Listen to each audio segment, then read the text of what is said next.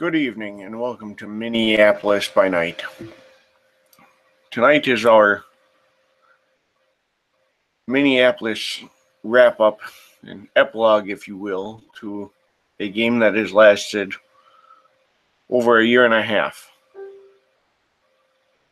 During this time, we've had a variety of night folk who have impacted the world in various ways, leading to many shuffles and unusual standings. However, things slip through the cracks, and darkness creeps in no matter what they attempt. Tonight is the wrap-up of that tale.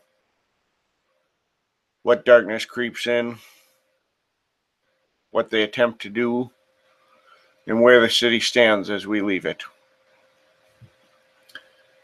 It's a city in conflict and in stress as natural disasters, rumblings, earthquakes, collapses into the river, eroded banks. These have been an ongoing problem of late. Many entities have come in the name of cleanup, rehabilitation, disaster relief. It has forced the mages, the kindred, and the guru to backpedal, to take a defensive stance.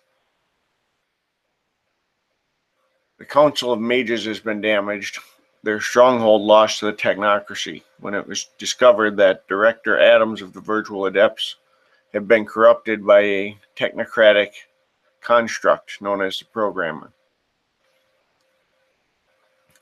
The kindred were pushed underground as many of their influences, their claws, their fingers in the pies were pushed back or cut off.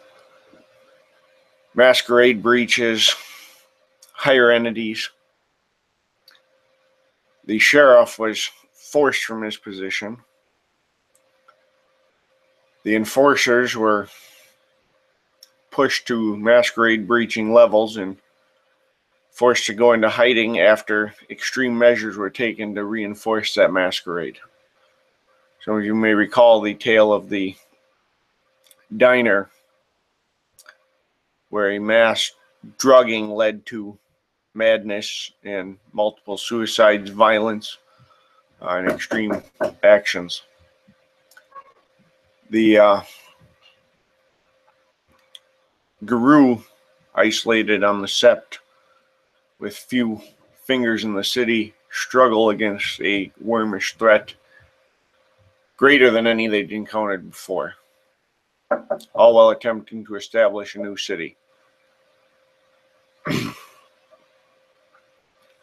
Select mages have established stronger diplomatic relations with the werewolves, however, and this has allowed them to establish a sept in the city, one they have come to call Rust City, built around a scrapyard, previously one corrupted by the worm and more recently purified. The mages have reestablished a more localized leadership centered around Camelot, where those few major councilmen who weren't dead retreated to.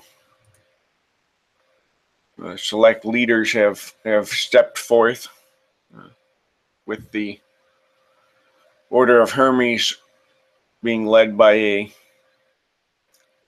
trio, two young mages, twins, as well as the Hermetic Rose, also known as the Dragon. The Ardrai had his relics returned, and it was discovered that they'd been squirreled away for such a time as they were needed, that when they had first been crafted, the world wasn't ready for what that would mean. This has led to an establishment of a extreme empowerment. Fey magic, true magic, vampiric magic, and Guru spiritual magic, empowering great leaders. As Tertius once said, 3 kings had stood. Those relics were taken that they would be cast down. Those relics have been redistributed, and 3 kings once again stand. The Ardrai has taken the mantle of the King of Destruction. Lance of Camelot, with the empowerment of Zarek the King, has become the King of War. His right hand, Fix, an ambassador, and the embodiment of the Lord of the Hunt, has also established relations with the Guru, being one of those key players. Arthur Drake, man of many questionable motives and even more questionable power, has become the King of Shadows.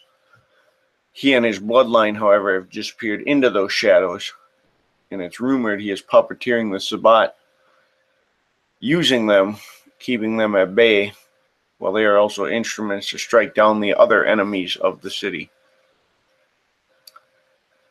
The balance is offset by 3 queens. The Queen of Winter, also known as the Winter Wolf. McKenna, a Guru, one who is not afraid to form alliances, one who is not afraid to deal even with the enemy. Empowered by Fey magic and backed up by her consort, Tertius, the Winter Dragon. The second of these queens is the Queen of Fire, the head of the Hermetics, Rose the Dragon. She, with Lance, leads the mages and ensures that true magic, faith, and wonder still have a place in the city. The third is the Queen of the Hunt. The Queen of the Hunt is also the Alpha of the Sept. Her consort, Fix, whose patron is the Lord of the Hunt and who is the right hand of Lord Lance of Camelot, King Lance, as it were. Well, there are many tensions and struggles. The enemy of my enemy is not always my friend, and the friend of my friend is not always also my friend. He may even be my enemy. The greatest threat was the Thunderworm, a gigantic embodiment of destruction, chaos, and corruption. By striking at it in different ways from different angles, the various factions of the night were able to bring it to an end. However, they're not free to act against one another. They instead must isolate themselves, buffer themselves, watch one another. Indeed, should one step out of line, they will strike the other down. But their primary concern is the constructs of and machinations of their opponents, be that the technocracy, the worm. For Kindred, their biggest opponent may be the Sabbat, may be mortals. None are quite sure. It's discovered that the Setites, one of the biggest threats believed to be in existence for the Kindred, had insiders. A story came out that the Kindred Maria and Cereza were insiders working with the Setites, and indeed had drugged a variety of mortals in an attempt to breach the masquerade and frame a number of other kindred. The Caitiff were forced to mobilize under the leadership of Michael after JJ's death. Extreme tactics were used, and it was spun as a terrorist attack. Those Caitiff then went into hiding and became secret enforcers. Such a mob enforcement was qualified for only one leader. It was turned over to Marcella at the recommendation of Officer Detective Michaels of the CADIF leader and asset. What this city will become remains to be seen. There are many leaders. There are many tensions. There's very little trust. How can a guru trust a mage when a mage would enter a pact with a vampire? How can a vampire trust a mage when a mage would enter an alliance with a guru? How can a guru ever trust a vampire or vice versa? And in all these, where do the puppet masters, those like the Fey leaders who have hidden out, this creature that Arthur Drake is rumored to have become, something not quite kindred, not quite wraith. It's rumored, maybe even with a touch of wolf. As they move pawns, as they play both sides, will they help the stability of the night folk? Will they throw it into greater chaos, hoping to create a void in the name of opportunity?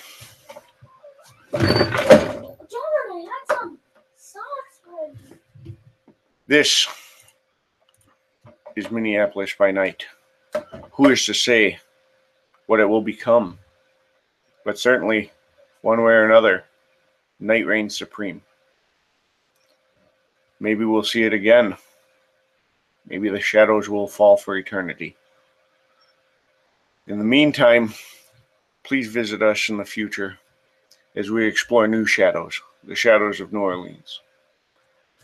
Thank you to my players, to my fellow STs and ASTs over the year and a half, and thank you to our viewers and followers as well. It's been a pleasure bringing the darkness.